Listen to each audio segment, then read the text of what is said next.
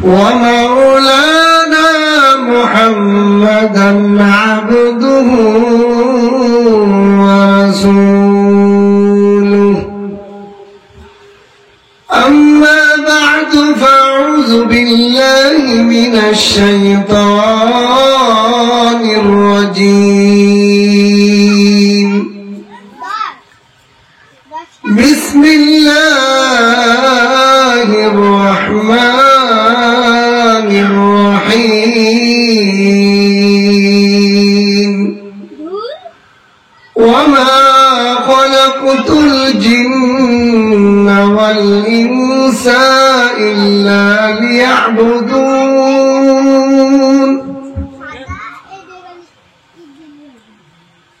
وقال النبي صلى الله عليه وسلم كن في الدنيا كأنك غريب أو عابر سبيل أو كما قال عليه الصلاة والسلام. بارك الله لنا ولكم في القرآن العظيم ونفعنا وإياكم بالآيات والذكر الحكيم. سبحانك لا علم لنا إلا ما علمتنا إنك أنت العليم الحكيم. ربي زدني علما ربي زدني علما. এই তোমরা সবাই নিচে বসো, নিচে যাও, সবাই নিচে বসো, নড়াচড়া করে মনোযোগ নষ্ট করতেছো, যাও নিচে বসো। رب اشرح لي صدري ويسر لي أمري واحلل عقدة من لساني يفقهوا قولي. أيدين يا نمين يا أيدين يا نمين يا سعدين يا حي नाम मुसलमान तेरा काम कुफर है. ऐ दये नया नंगे नया ऐ दये नया नंगे नया साने नया है. नाम मुसलमान तेरा काम कुफर है. बंदा से बंदगी नहीं बदहालात बंदा से बंदगी नहीं बदहालात जिंदगी. खेलाई खेलाई दिन कटैला आखिरातेर उपाय की. खेलाय खेलाय दिन काटाइला आखिरातेर उपाय की. কোথায় তোমার বাড়ি গাড়ি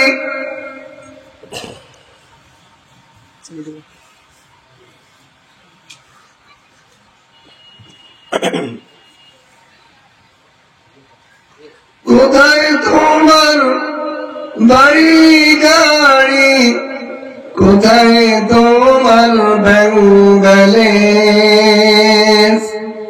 মইরা গেলে সব কিছুই হইয়া যাবে শেষ. মইরা গেলে সব কিছুই হইয়া যাবে শেষ. بلغ العلا بكماله كشف الدجى بجماله حسنت جميع خصاله صلوا عليه وآله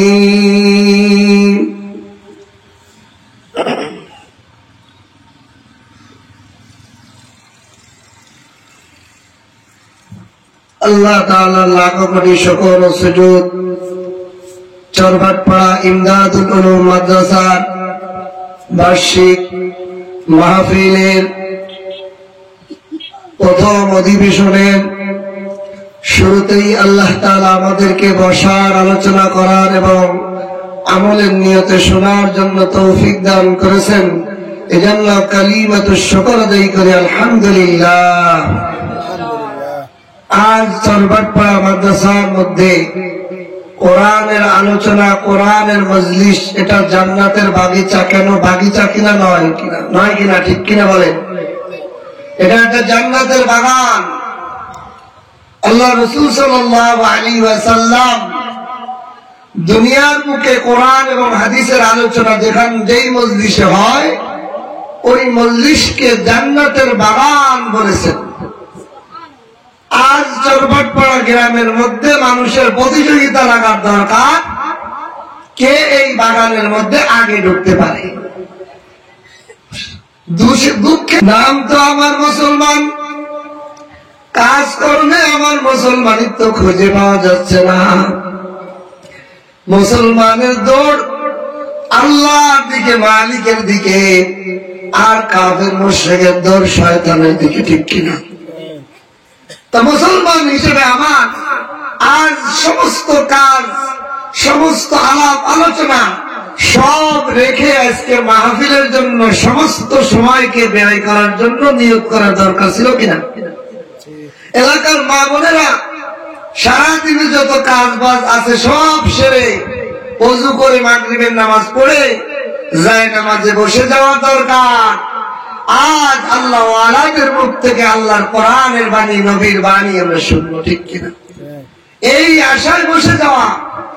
এলাকার সমস্ত মুরব্বিয়ান ইকরাম, যুব সমাজ, বয়স্ক যুব সমাজ, ইয়ং যুবক, সকলের নিয়ত করার দরকার। আজ আমরা সমস্ত কাজকর্ম ছেড়ে আজকে আমরা মাহফিলে বয়ান শোনার জন্য বসে যাওয়া। অথচ আমরা এদিক সেদিক হাঁটাফেরা করছি। আমাদের এখানে যে সমস্ত মেহমানরা আসছেন অনেকেই, যাদের দুনিয়াতেই হাজারো মানুষের যারা আইডল, হাজারো মানুষের যারা মুরব্বী, শুধু আওয়ামের নয়, হাজারো আলেমের মুরব্বী। আল্লাহু আকবার বলেন। এরকম একজন নয়, দুইজন নয়, আমরা চারজন মুরব্বীকে আজকে আমরা এই চরভাটপাড়াবাসী একটা খুশ নসিব হিসেবে ওনাদেরকে পেয়েছি, বলেন আলহামদুলিল্লাহ।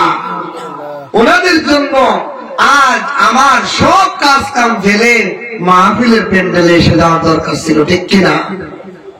কিন্তু আমি কেমন মুসলমান হলাম, আমি কেমন মেজবান হলাম, মেহমানকে ঘরে বসিয়ে আমি দোকানে ঘুরে বেড়াই।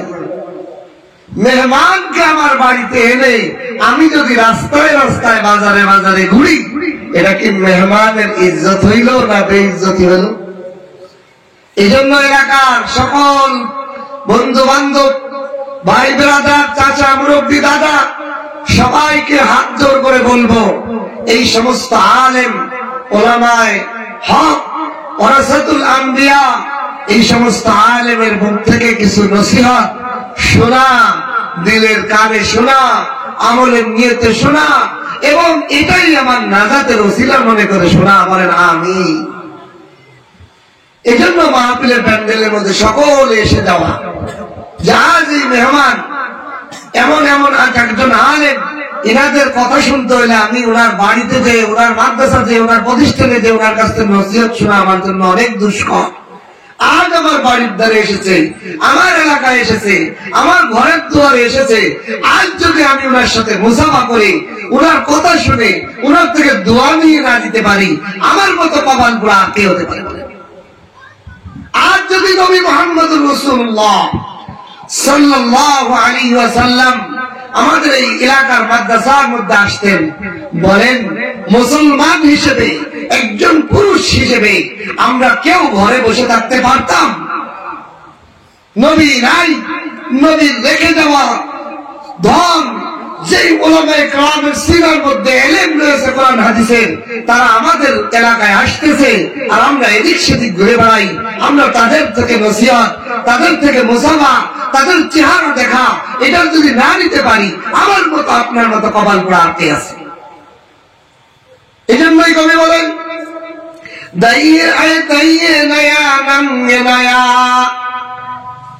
আয় দাইয়ে নয়া নঙ্গে নয়া, सारे नया है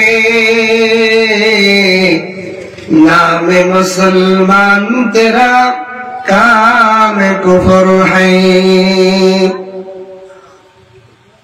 नाम मुसलमान तेरा काम कुफर है। मुसलमान তার নামের মধ্যে মুসলমানই আছে, মাথার তালু থেকে পায়ের তালু পর্যন্ত তাকাইলে তার রঙের মধ্যে কোন কুফরি ছাড়া মুসলমানের কোন আদর্শ পাওয়া যায় না, ঠিক কিনা? মুসলমানের চেহারা দাড়ি নাই, মুসলমানের মাথায় টুপি নাই, মুসলমানের লিবাসে আছে রসুলের সুন্নতি লিবাস নাই, মুসলমানের জবানে আল্লাহু আকবার ধ্বনি নাই, মুসলমানের জবানে আল্লাহর জিকির নাই, মুসলমানের জবানে আজ গীবত, শিকায়ত, রাজনৈতিক আলোচনা, দেশ ধ্বংসের আলোচনা, কোন সরকার ভালো কোন সরকার ভালো না, এই আলোচনায় এমন মত কবরের আলোচনা নয়, মরার পরে কি হবে এর আলোচনা নয়। দোকান পাটটা আড্ডাখানা, দোকানে দোকানে, সমাজে সমাজে ৩-৪ জন জমা হলে দেশ নিয়ে সমাজ নিয়ে আলোচনা হয়। ও মুসলমান, আমার আপনার ৩.৫ লাখ মালিক মিতের কি আলোচনা? সেই আলোচনা গেল কোথায়? সেই আলোচনা গেল কোথায়? আজ মরে গেলে ৩ দিন হয়ে যাবে, ৭ দিনের দিন খবর নিয়ে আর কেউ থাকবে না, সেই আলোচনা গেল কোথায়? আমাকে তো আল্লাহ তাআলা এই আলোচনার জন্য পাঠাই নাই। এজন্য আমি খুতবার মধ্যে একটা আয়াত তেলাওয়াত করেছি, ওমা খলাকতুল জিন্না ওয়াল ইনসা ইল্লা লিয়াবুদুন।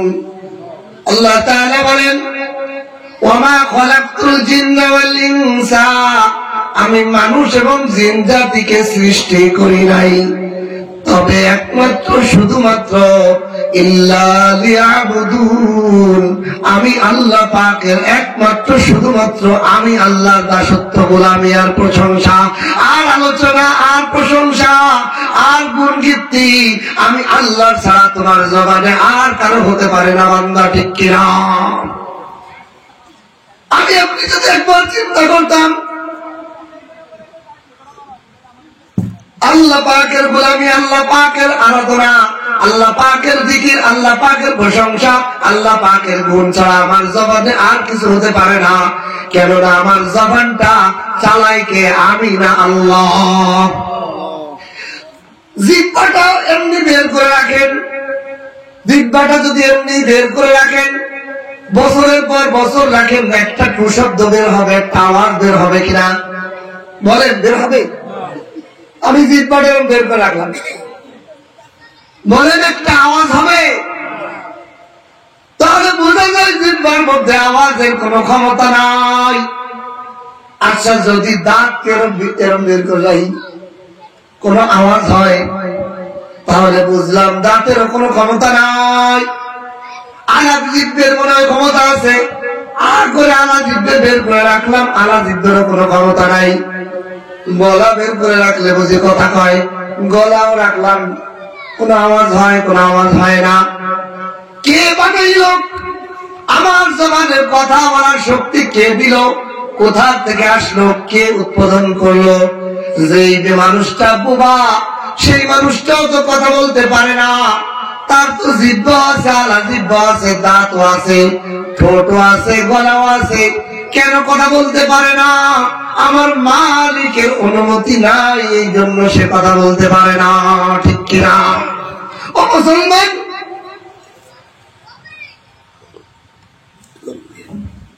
ও মুসলমান, আল্লাহ পাকের আদেশ ছাড়া আমার জবানের কোনো ক্ষমতা নাই, আমার জবানের কোনো শক্তি নাই যে আমি একটা শব্দ টু শব্দ বলবো, উ শব্দ বলবো, এইটার ক্ষমতাও নাই। শরে আকায়েদ একটা কিতাব আছে, হানাফি মাযহাবের যে আকায়েদ, আকায়েদের কিতাবের মধ্যে লেখে আমার আপনার জবানের যে আলা জিহ্বা আছে গলার ভিতরে, এই ভিতরে আল্লাহ তাআলা একটা ফেরেশতা বসায় রাখছেন। বসায় রাখছেন কেন? এই ফেরেশতাকে আল্লাহ তাআলা কথা বলার অনুমতি ফেরেশতা রাখছেন। আমি আপনি যদি জিহ্বা নাড়াই,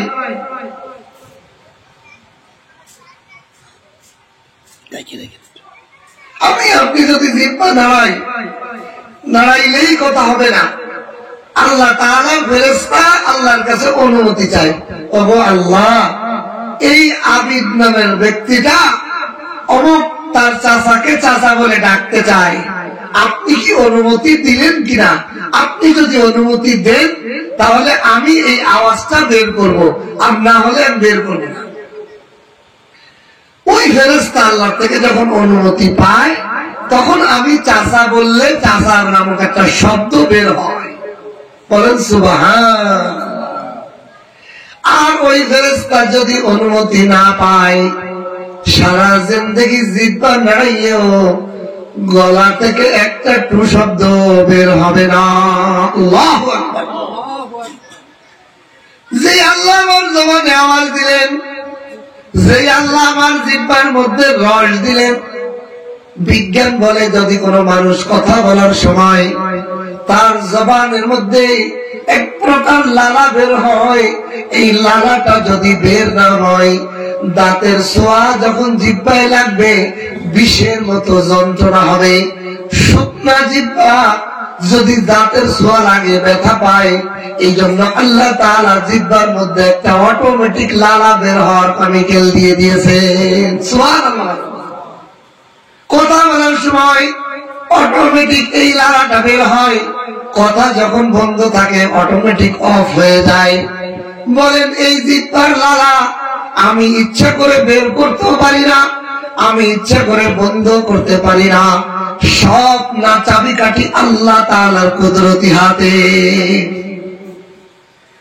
যে আল্লাহর হাতে আমার জবান থেকে আওয়াজ বের করার ক্ষমতা, যে আল্লাহর কুদরতি হাতে আমার জিহ্বার মধ্যে পানি বের হওয়ার কুদরতি হাত। ইয়ার জিহ্বাও আল্লাহর, পানিও আল্লাহর, ফেরেশতাও আল্লাহর, আওয়াজ বের করার ক্ষমতাও আল্লাহর, সবই আল্লাহর।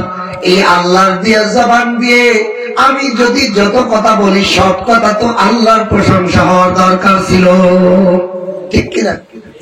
অথচ আমি সকালে ঘুম থেকে ওঠার পর থেকে রাতে ঘুমাতে যাওয়া পর্যন্ত আমার জবান দিয়ে একবার আল্লাহ শব্দ বের হয় না। আছে কিনা অনেক মুসলমান? হাজারো মুসলমান আছে যারা নামাজ পড়ে না, যারা নামাজ পড়ে তাদের জবানে অটোমেটিক বের হয়ে যায়। ঠিক কিনা? কারণ সে প্রতিদিন 24-32 রাকাত নামাজ পড়ে।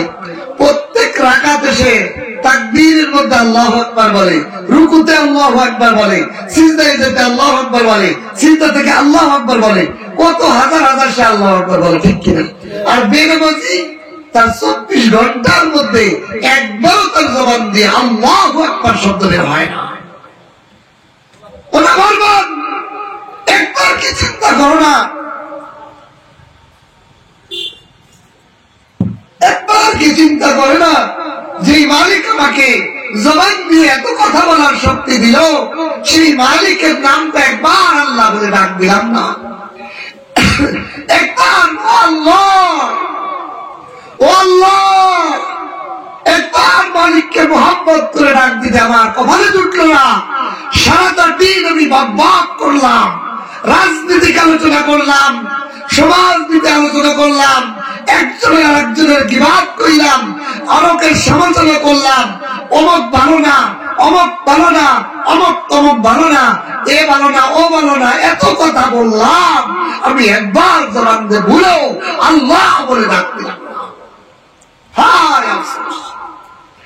अरे दरिए नया रंग नया सामने नया है, नाम मुसलमान तेरा काम कुफर है, नाम मुसलमान तेरा काम कुफर है। আল্লাহ তাআলা এত বড় নিয়ামত আমাকে দান করেছেন, যে নিয়ামতে রক্তে রক্তে চিন্তা করলে আমার 24 ঘন্টা আল্লাহ আল্লাহ আল্লাহ আল্লাহ করা দরকার ছিল। হায়, যেই জমানে শক্তি দিলেন আল্লাহ, যেই জমানে পানি দিলেন আল্লাহ, যেই ঠোঁটের মালিক আল্লাহ, দাঁতের মালিক আল্লাহ, আলাজিবের মালিক আল্লাহ, জিব্বার মালিক আল্লাহ, আমার সব কিছুর মালিক আল্লাহ। ওই আমার জবান ওই জিনিসগুলো দিয়ে 24 ঘন্টা তো আমাকে আল্লাহ আল্লাহ আল্লাহ আল্লাহ করা দরকার ছিল। কিন্তু আমি দুনিয়া উল্টোই গলায় কি বাদ গই, এর সমালোচনা ওর সমালোচনা, এই রমলে ভালো হতো, ওই রমলে ভালো হতো, এই এই এই নাই এই নাই ওই নাই, এই হলো না ওই হলো না, হার রকম কথা বলে যায়, কিন্তু জবানে আল্লাহ বলি না। এই মাহফিলের উদ্দেশ্য বান্দাকে আল্লাহকে স্মরণ করিয়ে দেওয়া। এই মাহফিলের উদ্দেশ্য বান্দা যেন মালিককে চেনে, যে মালিক আমাকে খাওয়ায়, যে মালিক আমার জিহ্বায় স্বাদ দেয়, যে মালিক আমাকে কথা বলায়, যে মালিক আমাকে শোনায়, যে মালিক আমার দুইটা কত সুন্দর চোখ দেখে আমি দেখতে পারি, হাজারো মানুষ আছে তোকে দেখে না, ঠিক কিনা? সেই মালিককে চেনার জন্যই এই মাহফিল। আজ আমরা আমাদের মালিককে চিনি না, আল্লাহকে চিনি না, আল্লাহর পরিচয় হারা বান্দা, আমরা আল্লাহকে আল্লাহর পরিচয় হারা হয়ে গেছি। এই জন্য আজ আমরা বিভ্রান্ত হয়ে রয়েছি। নজরে খালি দুনিয়া দুনিয়া দুনিয়া, নজরে আমাদের আখিরাত নাই। আল্লাহ পাক কোরআনে কারীমের মধ্যে, কোরআনের কারীম দ্বারা 3টা উদাহরণ দিয়ে বুঝাই, সারা দুনিয়ার মানুষের নজর শুধু প্রকাশ্য জহের দুনিয়া, গাড়ি বাড়ি টাকা পয়সা সব করতেছি ক্ষণস্থায়ী বাড়ির ফিকিরে, চিরস্থায়ী বাড়ি কবর ওটার ফিকির কারো নাই। অথচ নজর আমার সারা দুনিয়া, আমার পাশের বাড়িওয়ালা 3তলা ফাউন্ডেশন দিয়েছে, আমি কেমনে 5তলা ফাউন্ডেশন দিতে পারি? আমার পাশের বাড়িওয়ালা 6তলা বিল্ডিং এর ফাউন্ডেশন দিয়েছে, আমি কেমনে 10তলা ফাউন্ডেশন দিতে পারি? এই প্রতিযোগিতায়। অথচ এই সব চোখের ধুলা। আল্লাহ তাআলা কোরআনে কারীমের মধ্যে উদাহরণ দিয়ে দিয়ে মানুষকে বুঝাইছে, ও দুনিয়ার মানুষ, আমি আল্লাহ যা বলি সেটাও না আসল, আর তুমি 2 চোখে যা দেখো সব নকল। সব কি নকল?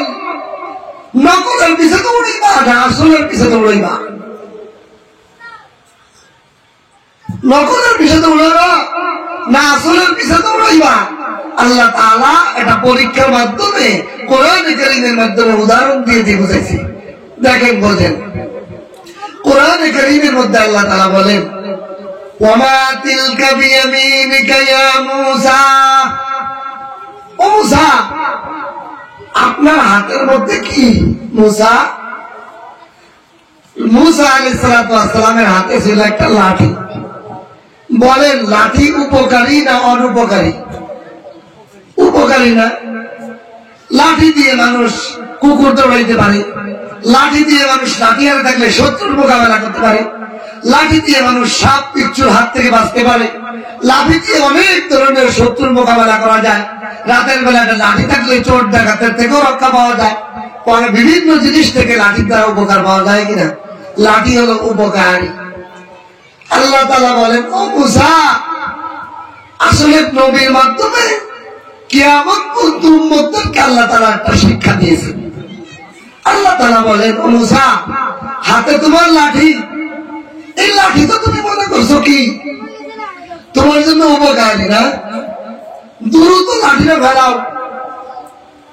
এই লাঠি তোমার উপকারী না। গরম দিয়ে গলা বসে যাচ্ছে।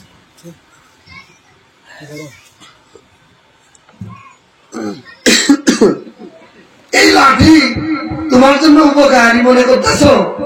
আমি আল্লাহ বলছি অনুপকারী, খেলাও তাড়াতাড়ি। মুসা আলাইহিস সালাম লাঠি ফেলাইতেছিলেন, ওয়াহিয়া সুবানুন, বিশাল সাপ হয়ে গেছে। আচ্ছা বলেন, লাঠি উপকারী ছিল না, কিন্তু সাপ হয়ে গেল। এই সাপ কি উপকারী না ক্ষতিকর? ক্ষতিকর না? আল্লাহ তাআলা মুসা আলাইহিস সালামকে সবক দিচ্ছেন, মুসা দুনিয়ার বুকে যা তুমি দেখবা উপকারী, আমি আল্লাহ যদি বলি অনুপকারী, এটা অনুপকারী, উপকারী না। আমি আল্লাহ যদি বলি এটা উপকারী নয়, তাহলে তুমি এটা গ্রহণ করো না, যদিও তোমার চোখে উপকারী মনে হয়। তুমি তাড়াতাড়ি ফেরাও। মুসা আলাইহিস সালাম আল্লাহর ক্লাস নিয়ে ফেলে দিলেন, ফেলে দেওয়ার সাথে সাথে বিশাল সাপ। মুসা আলাইহিস সালাম দিলেন দৌড় ভয়ে। এটা অনুপকারী না? সাপে সবল দিলেই তো মানুষ মারা যাবে। সাপের কামড়ে আমাদের এলাকায় কত মানুষ মারা গেছে। আচ্ছা বলেন, আমার আপনার চোখে অনেকের সামনে মরে নেই, কিন্তু আমরা কানে শুনছি যে অমুকের সামনে কামড়ে মারা গেছে। এইটার ভয়ে এখনো সাপ দেখলে দৌড় মারি, ঠিক কিনা?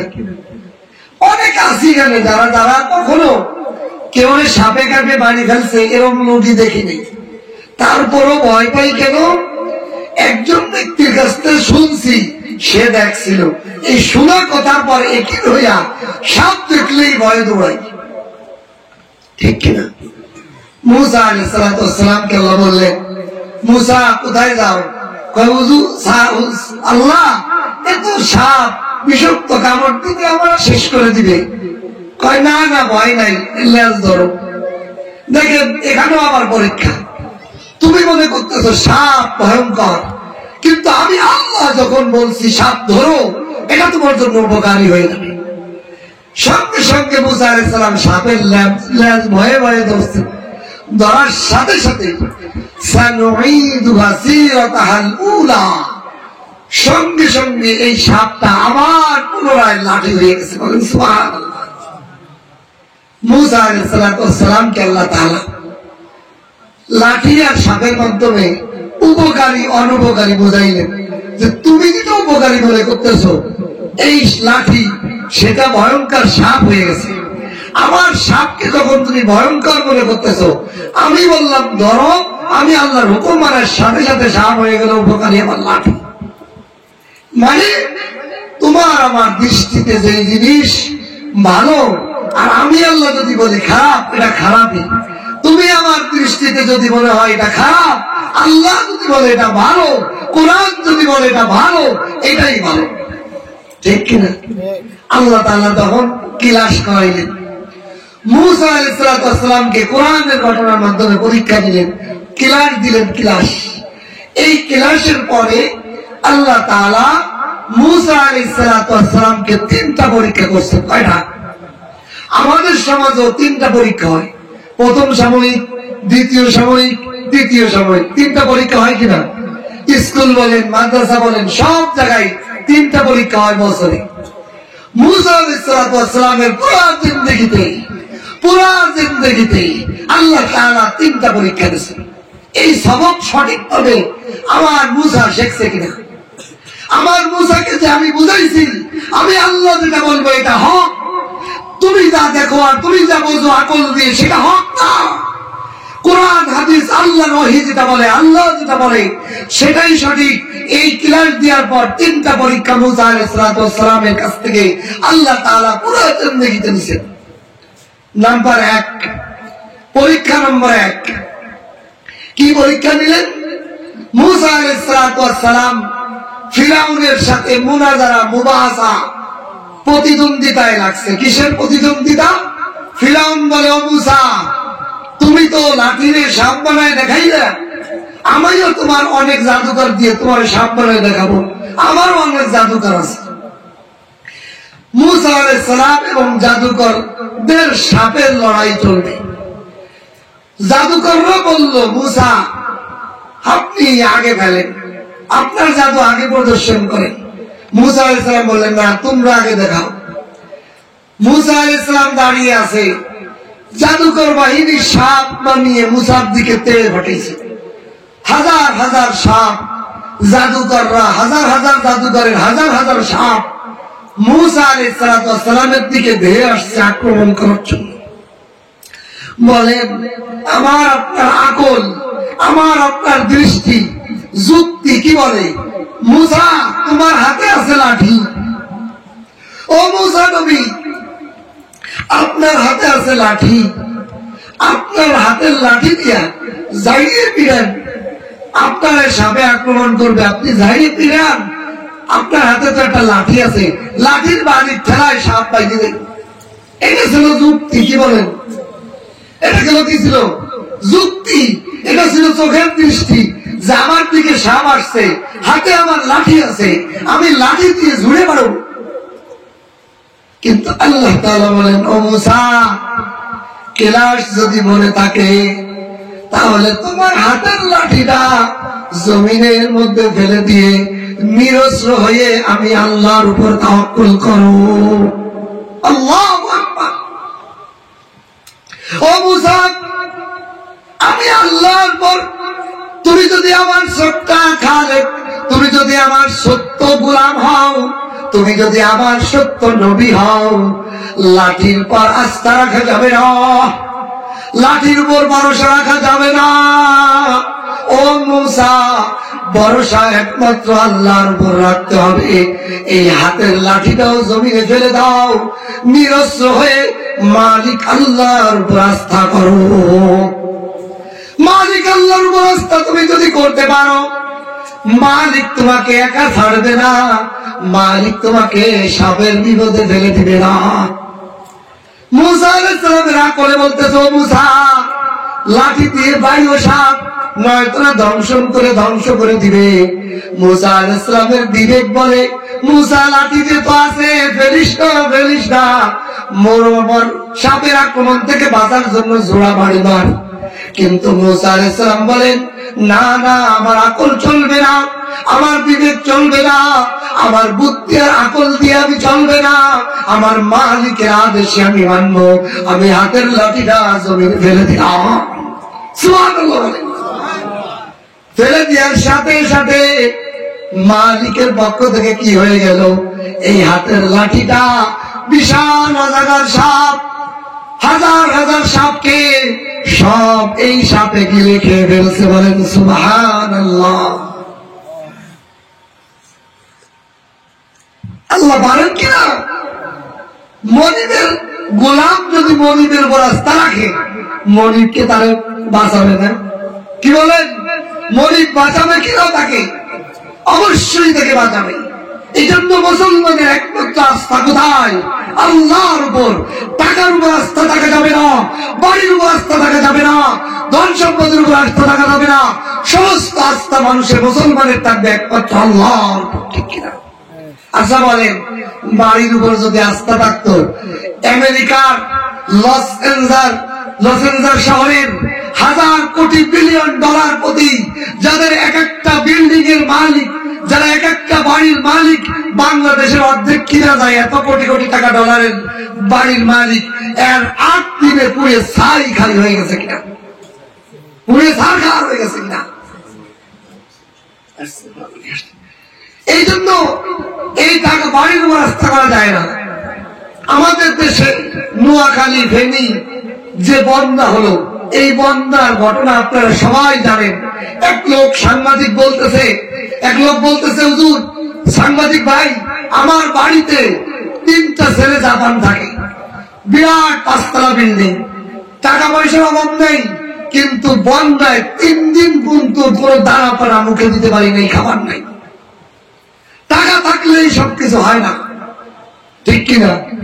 টাকা আছে ব্যাংক করা, কিন্তু কিনে খাওয়ার কোনো মাল নেই, কিনার মতো ব্যবস্থা নাই, যাওয়ার কোনো সমস্ত ব্যবস্থা নাই। সব দোকানপাট, বাজার বাড়িতে টাকা কোথার থেকে নেন, সব এসে গেছে। তাহলে টাকাই কি মুক্তি দিতে পারে? এই জন্য আল্লাহ তাআলা কোরআনে ঘটনা শিখাইছেন, ও মুসা আল্লাহর উপর আস্থা রাখলেই মুক্তি। আল্লাহর উপর আস্থা রাখছেন, মুসা আলাইহিস সালাম সমস্ত সাপের বিপদ থেকে বাঁচছেন কিনা। 2 নম্বর পরীক্ষা, মুসা আলাইহিস সালাম নীল নদের পাড়ে গেছেন, হাতে আছে লাঠি, পিছনে ফিরাউনের বাহিনী ধেয়ে আসছে মুসা আলাইহিস সালামের দিকে। বলেন শত্রু বাহিনী আমার দিকে ধেয়ে আসতেছে, সামনে আমার সাগর, কোন নৌকা নেই, জাহাজ নেই। আমার বিবেক তো বলে ডুবে মরার থেকে নদীতে নাম, নদীতে তো সাঁতার, সাগর, সাগর তো সাঁতারে পার হওয়া যায় না। ডুবে মরার থেকে জুড়িয়ে ফিরাউনকে বাড়িবো, মাথায় তুলে বাড়ি মারবো, মরবো তো মরবো, একটা বাড়ি মেরে মরবো, এটা ছিল যুক্তি। আল্লাহ বলে না মুসা, ফিরাউনের মাথায় বাড়ি মারা যাবে না, বাড়ি মারো পানিতে, যাতে পানিতে বাড়ি মেরে লাঠি ভাঙ্গি গুঁড়ো গুঁড়ো হয়ে যায়, তোমার হাতে কোনো অস্ত্রটা থাকে, একমাত্র আস্থা আল্লাহর উপর হয়ে যায়, একমাত্র ভরসা আল্লাহর উপর হয়ে যায়। এই জন্য তুমি তোমার লাঠি দিয়ে পানিতে বড় ভেঙে দাও লাঠি। মুসা আলাইহিস সালাম বলেন আকলের কথা শুনছে না আল্লাহর কথা শুনছে? বনি ইসরাইল করে কি, বাড়িতে বেঁধে দেবেন ফিরাউনের মাথায় পিছনে, আপনি সামনে পানির মধ্যে বলেন কে, পানিতে বাড়িয়ে দেবো, শত্রুর কি ক্ষতি হইল? কিন্তু মুসা আলাইহিস সালাম আল্লাহর গোলাম ছিলেন, বলার সাথে সাথে আল্লাহর হুকুম মেনে উনি পানিতেই বাড়ি মারছেন। আল্লাহ তাআলা লোহিত সাগরের মধ্যে 12টা রাস্তা বানিয়ে দিয়েছেন, বলেন সুবহানাল্লাহ। আল্লাহ তাআলার পরীক্ষা 2 নম্বরে পাস। 3 নম্বর পরীক্ষা কি হলো? ময়দানে তীর মধ্যে বনি ইসরাইলদেরকে নিয়ে আসে, লম্বা ঘটনা, পানি দরকার।